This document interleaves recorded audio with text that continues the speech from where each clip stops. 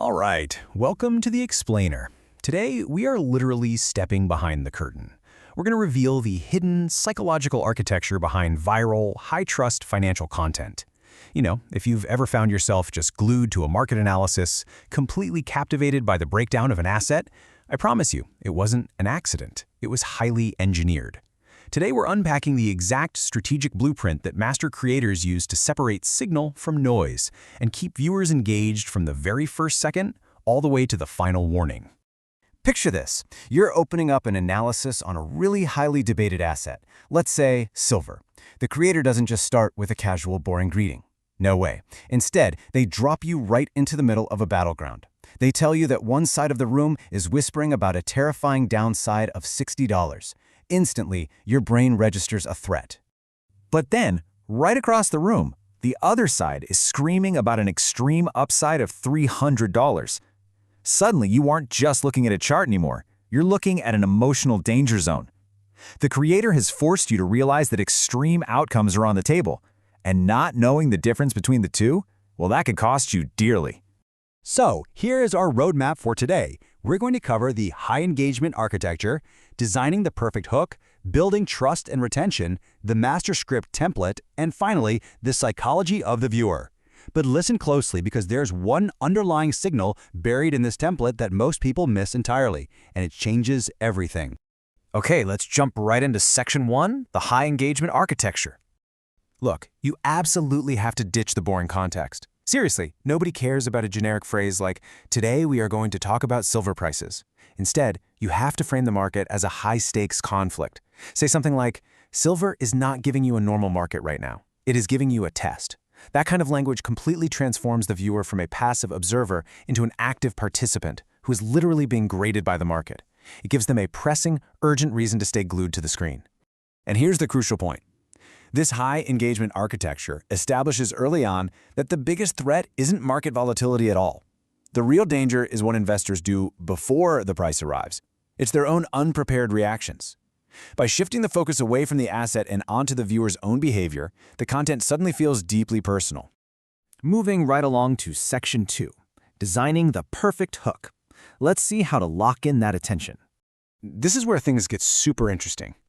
Notice the constant use of extreme polarity. Master creators force their viewers to contrast these polar opposites, like hype versus evidence, or the tourist versus the investor. It makes the narrative incredibly dramatic. It forces the audience to subconsciously pick an identity. I mean, nobody wants to be the tourist acting on hype, right?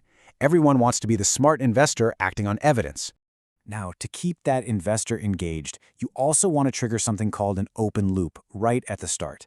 You do this by telling the audience there is one vital, hidden signal underneath the headline that they are currently underestimating. You don't tell them what it is yet.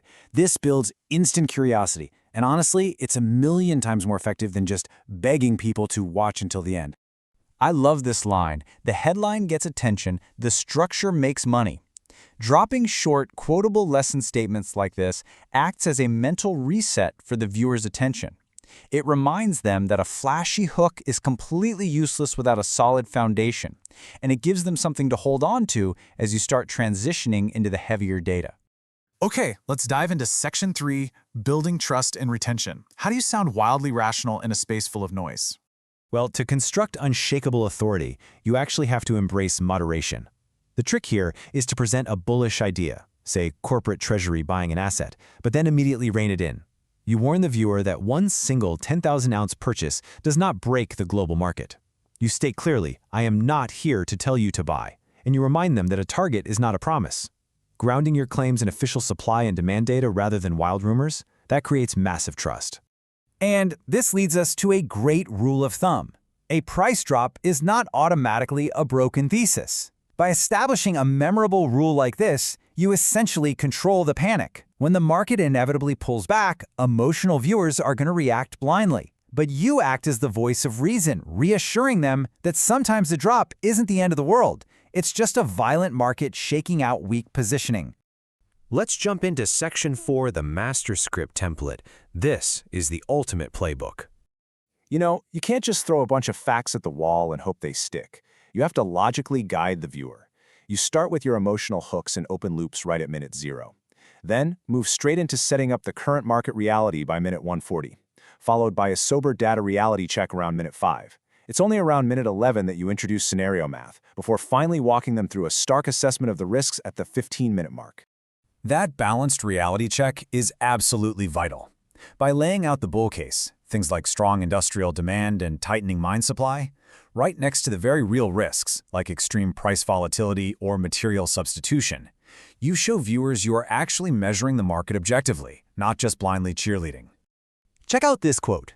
A serious investor does not marry the narrative. A serious investor measures it. Delivering a line like this during your risk section proves you deeply respect market volatility. Ignoring risk isn't conviction, it's just arrogance. A statement like this totally solidifies your identity as a careful, analytical guide. And before you close out, you must provide a definitive watch list. Don't just leave your viewer hanging. Give them clear, actionable steps. Watch if the asset stabilizes, monitor physical premiums, check open interest using official data, and track corporate treasury buying. It equips them with a solid plan, transitioning them from passive listeners into proactive investors. Finally, we've reached Section 5, the psychology of the viewer. This is where we look at emotional biases. All right, time for a slightly uncomfortable truth. Most people watching finance content don't actually want rigorous analysis. What they really want is emotional permission. When a price surges, they want justification to chase it. When it tanks, they want permission to panic. But the harsh reality is that markets do not reward emotional permission. Markets only reward preparation. This is probably my favorite line in the whole explainer. If your strategy changes every time price moves, you don't have a strategy. You have a nervous system with a brokerage account.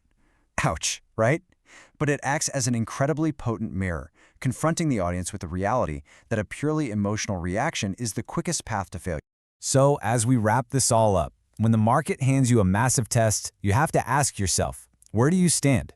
Are you preparing for $60, $150, or $300? Answering that question confidently? Well, that requires you to step up and apply